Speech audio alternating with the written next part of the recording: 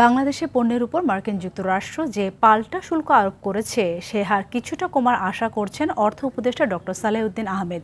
তিনি বলেন, আলোচনা করতে আগামী ১ আগস্টের আগেই একটি প্রতিনিধি দল নিয়ে যুক্তরাষ্ট্রে যাবে। সচিবালয়ে সরকারি ক্রয় সংক্রান্ত উপদেষ্টা পরিষদ কমিটি এবং অর্থনৈতিক বিষয় সংক্রান্ত কমিটির বৈঠক শেষে একথা জানান তিনি।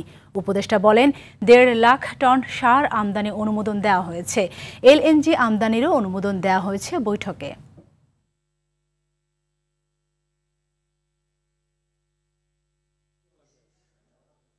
2.5 মিলিয়ন বোধহয় টনের গম ইউএসএ থেকে আনার জন্য আমরা অনুমোদন করেছি।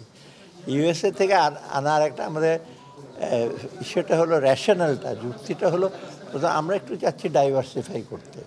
কারণ অনেক সময় দেখা যায় যে আমরা যেই ব্লক থেকে আনি, রাশিয়ান ব্লক, ইউক্রেন ব্লক, সেখানে একটু আনসার্টিনিটি দেখা গেছে, সেখানে ব্ল্যাক সির ব্যাপার এখন কিন্তু ঝামেলা হবে।